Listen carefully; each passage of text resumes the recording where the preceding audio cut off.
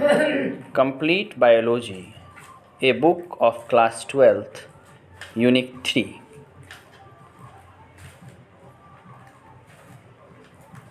इसमें यूनिट 3 में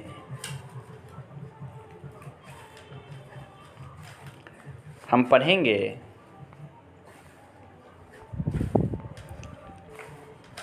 जो भी चीज़ें, उसमें 3 लेसन है।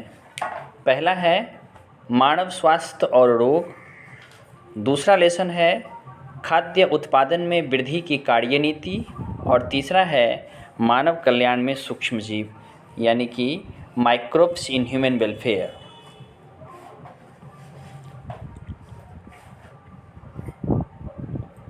यूनिट 3 मानव कल्याण में जीव विज्ञान, biology in human welfare, lesson 1 मानव स्वास्थ्य और रोग, ह्यूमन हेल्थ एंड डिजीज़। इस लेसन में आज हम जानेंगे मानव स्वास्थ्य के विषय में, ह्यूमन हेल्थ के बारे में।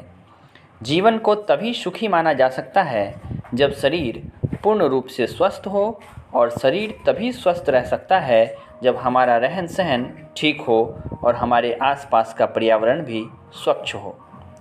किसी भी व्यक्ति को तभी स्वस्थ माना जा सकता है जब उसके शरीर के सभी अंग सुचारू रूप से कार्य करते हों, साथ ही उसकी मानसिक अवस्था भी सामान्य हो। वास्तव में स्वास्थ्य का अर्थ अलग अलग व्यक्तियों के लिए अलग अलग होता है। उदाहरण के लिए एक श्रमिक के लिए श्रम करने की क्षमता अर्थात उसकी शारीरिक क्षमता ही उसका स्वास्थ्य है, किंतु मानसिक कार्य करने वाले के लिए मानसिक क्षमता का प्रबल होना आवश्यक है। WHO वर्ल्ड हेल्थ ऑर्गेनाइजेशन, विश्व स्वास्थ्य संगठन ने स्वास्थ्य की एक महत्वपूर्ण परिभाषा दी है। वह स्थिति अथवा अवस्था जिसमें पूर्ण शारीरिक, मानसिक और सामाजिक संपन्नता हो।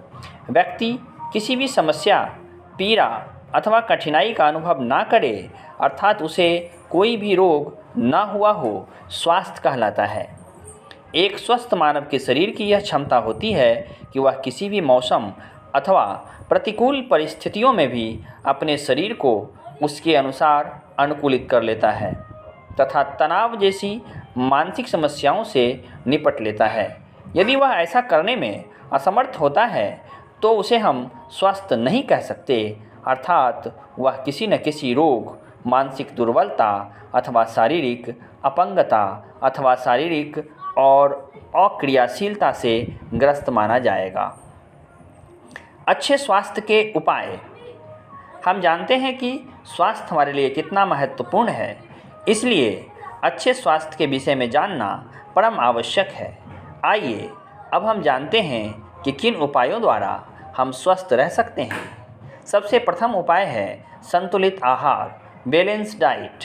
अच्छे स्वास्थ्य के लिए संतुलित आहार लेना आवश्यक है, किंतु हमें यह भी जान लेना चाहिए कि आखिर संतुलित आहार कहते किसे हैं। संतुलित आहार को परिभाषित करने के लिए हम कह सकते हैं कि वैसा आहार जिसमें सभी प्रकार के पोषक तत्वों की प्रचुर मात्रा उपलब्ध हो, वह पोषक तत्व शरीर के लिए लाभदायक हो, संतुलित आहार कहलाता है। प्रोटीन, कार्बोहाइड्रेट, वसा, खनिज तथा विटामिन प्रमुख पोषक तत्व हैं। यदि हमारे भोजन में इन पोषक तत्वों की मात्रा में कमी हो जाए तो कई प्रकार के रोग स्वतः उत्पन्न हो जाते हैं। ऐसे रोगों को कुपोषण जनित रोग अर्थात डेफिशिएंसी डिजीज़ कहेंगे। अब हम यहाँ कुछ कुपोषण जनित रोगों के विषय में चर्चा करेंगे। पोषक तत्व एवं उनकी कमी से होने वाले रोग हैं। प्रोटीन की कमी से मसूड़ों की बीमारियां होती है। थकान, कमजोरी, शरीर के विकास का रुक जाना, जिगर की कमजोरी, क्वाशरकोड एवं मेरेम्स जैसी बीमारियां प्रोटीन के कमी की वजह से होती है। कार्बोहाइड्रेट की कमी से आलस्य, निष्क्रियता, कार्यक्षमता में कमी, आवश्यक ऊर्जा में कमी एवं वृद्धि का धीमा हो जाना जैसी समस्याएं उत्पन्न होती है। बच्चों में वृद्धि रुक जाने को कीटोसिस कहते हैं। वहीं दूसरी ओर यदि कार्बोहाइड्रेट की मात्रा में अधिकता हो जाए तो मोटापा, मधुमेह, हृदय गति जैसी गंभीर बीमारियों के होने की संभावना बनी रहती है। आयोडीन की कमी से घेघा, जिसे गलगंड रोग भी कहा जाता है, हो जाता है। इस रोग में मुख्य रूप से चुल्लिका ग्रंथि में गड़बड़ी हो जाती है और गले से एक मांसल रचना लटक जाती है। आयरन की कमी से शरीर में खून की कमी हो जाती है, जिससे अरक्तता या रक्ताल्पता जैसी समस्याएं उत्पन्न हो जाती है। विटामिन की कमी से तो कई प्रकार की बीमारियां होती है। मुख्य रूप से विटामिन 2 प्रकार के होते हैं, वसा में घुलनशील विटामिन यानी फैट सोल्यूबल विटामिन और दूसरे जल में घुलनशील विटामिन।